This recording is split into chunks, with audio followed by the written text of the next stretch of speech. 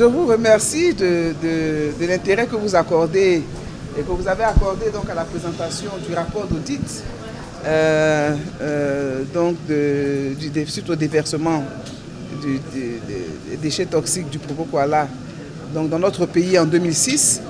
Vous savez que le gouvernement, dès 2011-2012, a estimé qu'il était important qu'on ait une situation exacte de l'impact de ces déchets toxiques sur nos populations, mais également sur notre environnement.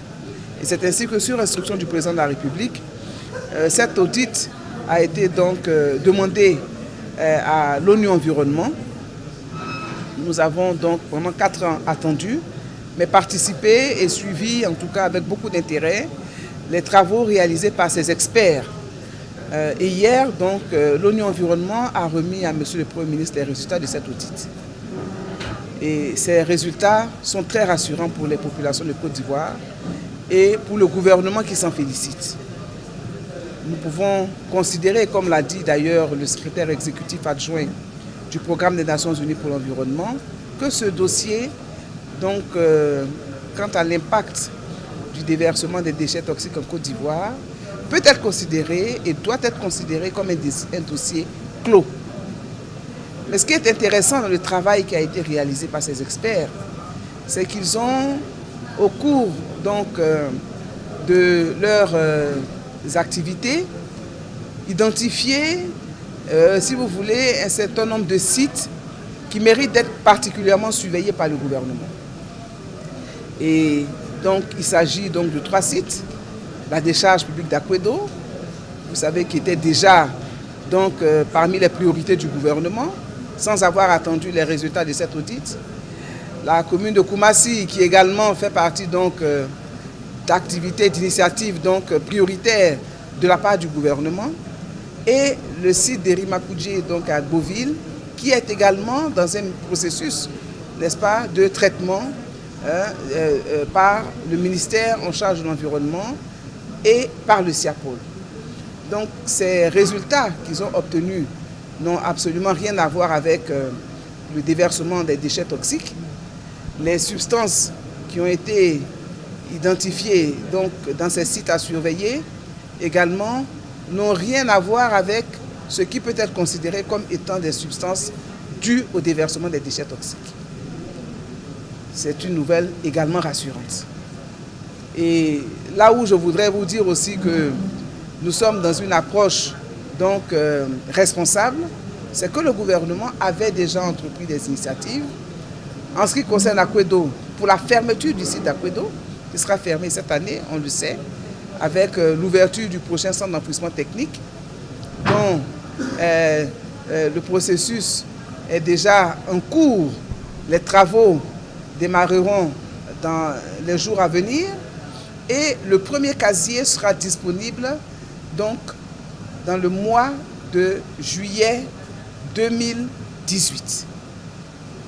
Ce premier casier qui nous permettra de ne plus aller déverser les déchets ménagers collectés dans nos communes, dans le district d'Abidjan, dans cette décharge publique dépassée d'Akwedo qui aurait dû être fermée depuis déjà au moins 20 ans.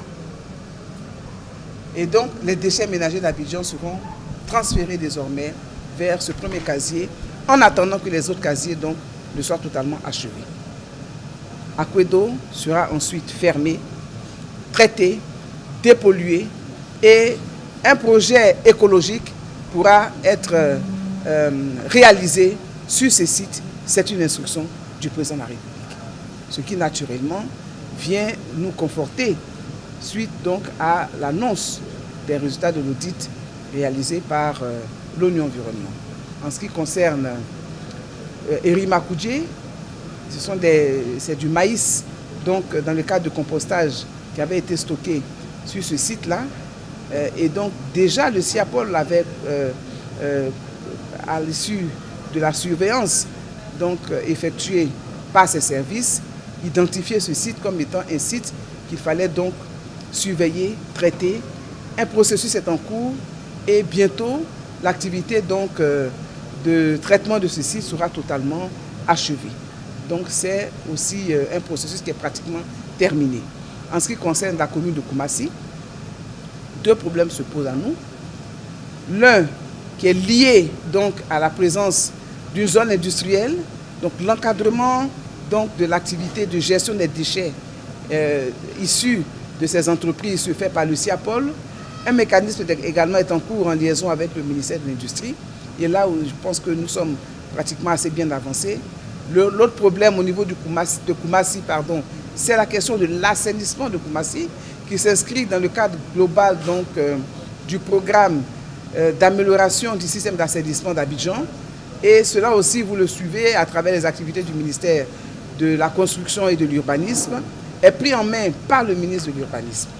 Alors, je voudrais profiter de cette tribune pour dire que ce rapport sera donc naturellement présenté au gouvernement, mais que le Premier ministre a déjà instruit à l'effet de mettre en place un comité de veille et de suivi de la mise en œuvre des recommandations qu'il présidera personnellement. Et à côté de ce comité de veille de la mise en œuvre donc, des recommandations, un comité technique interministériel sera également mis en place et avec naturellement tous les ministères concernés, le ministère de la Santé, le ministère des Infrastructures économiques, le ministère de la Construction et de l'Urbanisme, avec naturellement le ministère de l'Environnement, à l'effet de faire en sorte que chacun, en ce qui le concerne, prenne des initiatives à l'effet donc de mettre à exécution les recommandations pour assurer un suivi efficace, un suivi rassurant des populations et des sites qui avaient été donc contaminés par le Provoco-Ala, mais également des sites qui sont considérés comme des sites à surveiller. Mais toute la Côte d'Ivoire est à surveiller. Je crois qu'il faut dédramatiser. Toute la Côte d'Ivoire est à surveiller. Nos quartiers sont à surveiller.